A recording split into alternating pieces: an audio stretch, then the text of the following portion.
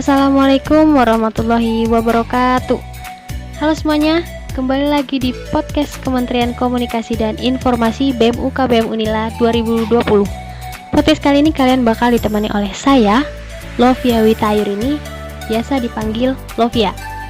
Nah, sebelumnya Lovia mau tanya, gimana nih kabar teman-teman di masa COVID-19? Semoga selalu sehat dan tetap produktif ya. Oke, langsung saja kita bakal membicarakan tentang suatu topik yang sungguh keren dan luar biasa, yaitu jurnalistik. Ngomong-ngomong soal jurnalistik, pertama-tama kita harus tahu apa itu jurnalistik.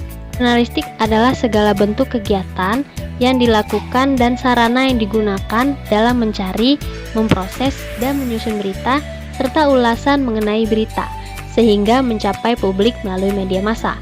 Nah, jurnalistik ini juga dikelompokkan menjadi dua.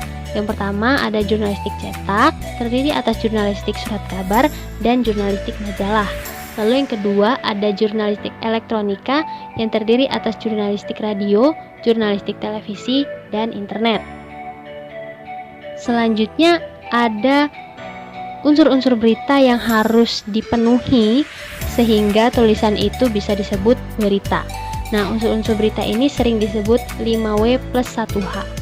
5W plus 1H itu adalah yang pertama ada what, peristiwa apa yang terjadi, who, siapa yang terlibat, when, kapan peristiwa itu terjadi, where, di mana peristiwa itu terjadi, why, mengapa terjadi, dan yang terakhir adalah how, bagaimana kejadiannya.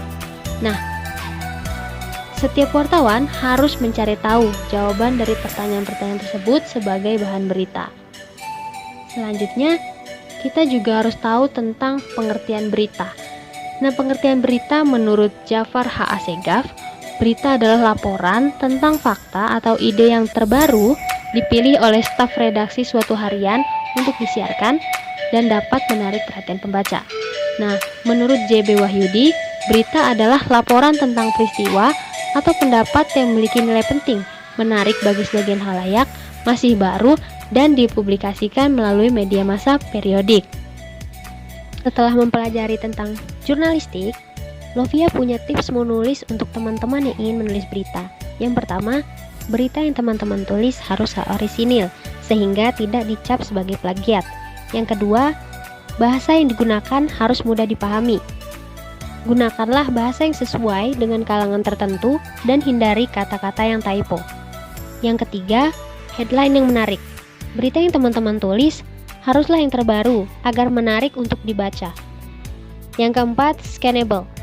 Berita yang teman-teman tulis harus memberikan kesan yang baik dan membantu pembaca untuk menemukan informasi dengan cepat.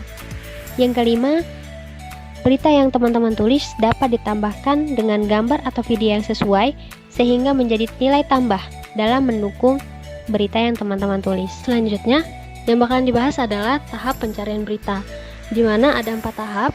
Yang pertama, wartawan mengumpulkan fakta dari mana saja.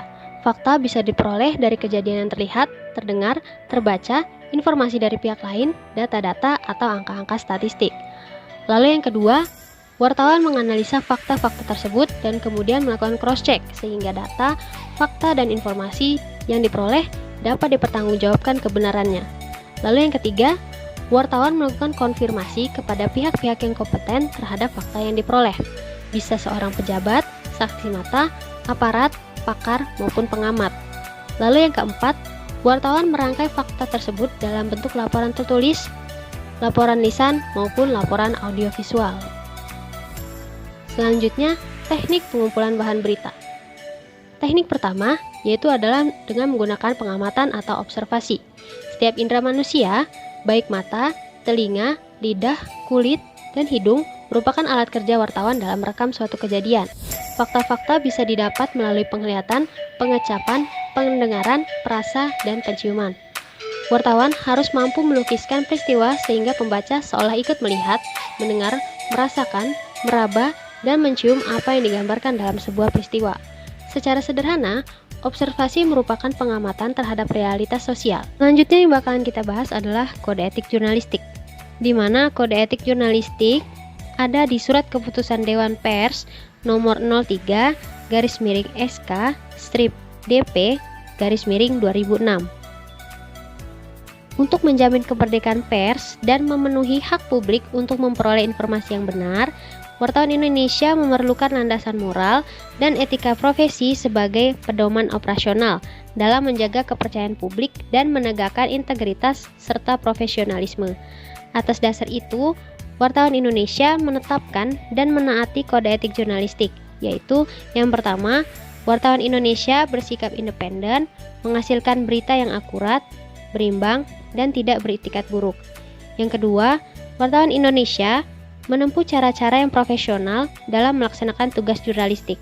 Yang ketiga, wartawan Indonesia selalu menguji informasi, memberitakan secara berimbang, tidak mencampurkan fakta dan opini yang menghakimi, serta menerapkan asas praduga tak bersalah. Yang keempat, wartawan Indonesia tidak membuat berita bohong, fitnah, sadis, dan cabul. Yang kelima, wartawan Indonesia tidak menyebutkan dan menyiarkan identitas korban kejahatan asusila dan tidak menyebutkan identitas anak yang menjadi pelaku kejahatan. Yang keenam, wartawan Indonesia tidak menyalahgunakan profesi dan tidak menerima suap. Yang ketujuh, wartawan Indonesia memiliki hak tolak untuk melindungi narasumber yang tidak bersedia diketahui identitas maupun keberadaannya, menghargai ketentuan embargo, informasi latar belakang, dan off the record sesuai dengan kesepakatan. Yang ke-8, wartawan Indonesia tidak menulis atau menyiarkan berita berdasarkan prasangka atau diskriminasi terhadap seseorang atas dasar perbedaan suku, ras, warna kulit, agama, jenis kelamin, dan bahasa, serta tidak merendahkan martabat orang lemah, miskin, sakit, cacat jiwa, atau cacat jasmani. Yang kesembilan, wartawan Indonesia menghormati hak narasumber tentang kehidupan pribadinya, kecuali untuk kepentingan publik.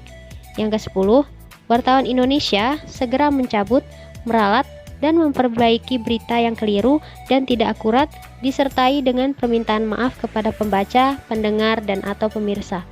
Yang terakhir, wartawan Indonesia melayani hak jawab dan hak koreksi secara proporsional. Jadi ada dua jenis observasi.